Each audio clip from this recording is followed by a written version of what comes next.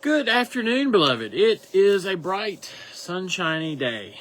Is that not what we keep saying here lately? It's warm.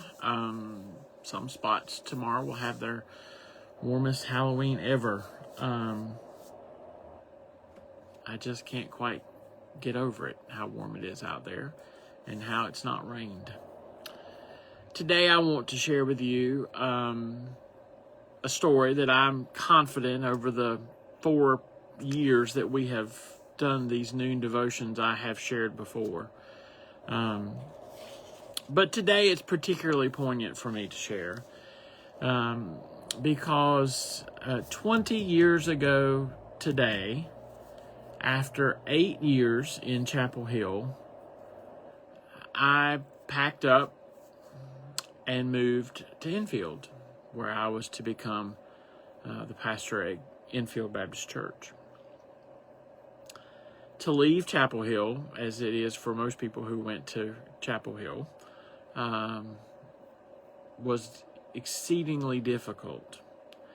And what made it even more so was as I was taking the exit following behind the U-Hauls to get to Enfield off of 95, James Taylor came on and sang about where he was going in his mind. And that just left me absolutely devastated. The day had not gone according to plan, and so that basically what happened was my family took all my stuff, put it in the house, and they went home. It's a 2-hour drive. I think we did have dinner, and then they went home. So here I am in this big house all by myself, and they had not been able to hook up the satellite yet. And so I didn't have anything with which to watch the Carolina game that night against Miami. And so I had to dig out my old boom box, put it up on the mantle in the living room, and I listened to Woody Durham call the game. My closest friends were probably about an hour away. I really didn't know anybody really at Enfield yet. I was all by myself. And really that was the first time in my life I had been all by myself, because even when I was at Chapel Hill, there were people that I had known from home, and so I knew them, but I was all by myself. And Woody's calling the game. And it is a classic call by Woody, because that night Carolina, for the first time ever, beat a top 5 team in Chapel Hill. They beat Miami, who was number 3 at the time, on a last-second field goal by freshman Connor Barth. It is Woody's best call of all time, in my opinion. And that night,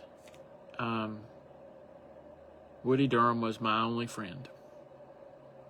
Mick Mixon was there too, and Mick was great, but Woody was doing the main call.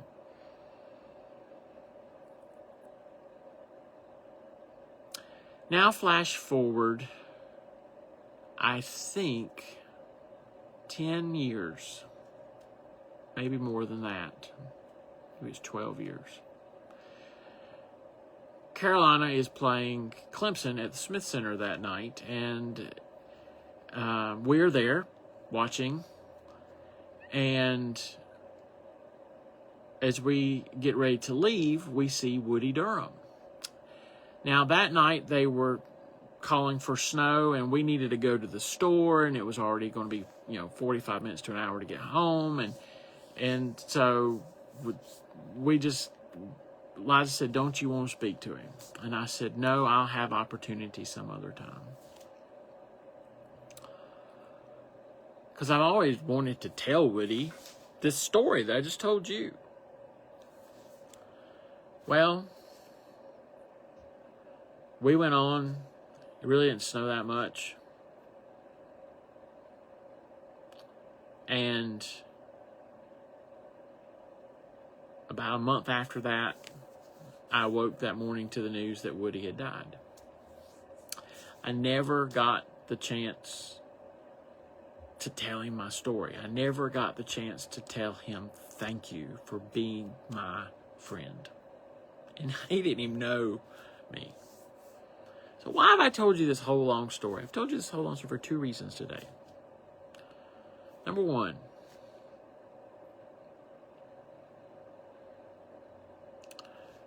never miss an opportunity to tell someone thank you. Don't wait till another day. Seize the day. Carpe diem. Seize the day. Tell them thank you. Tell them whatever it is that you need. Tell them the impact they've had in your life. You don't know what an encouragement it can be to them.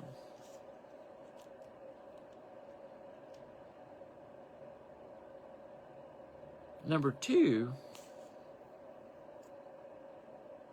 and I think even more profoundly, always be available to be the friend that somebody needs you to be. Even when you don't know what you're doing to help them. Sometimes just listening counts. Because the whole world at some point just feels alone and they need a friend. Which sort of reminds me of another James Taylor tune. You got a friend. So be that friend to people today. Because ultimately that's what Jesus does for us. And we see that in John 5. He was the friend who helped the paralytic not get into the water, but find wholeness and healing. And we are called to be that friend every day, every moment of the day. And so, 20 years later, the memory of that game is still just as fresh in my mind as it was yesterday, and I wasn't even there. But Woody's call is in my head.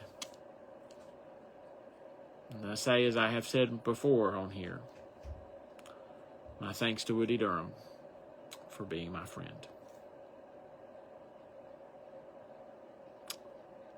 Go forth from this day, beloved, full of the grace of God to be everyone's friend and share that grace, that abounding grace, with everyone that you come in contact with. I'll see you tomorrow. Remember, grace abounds.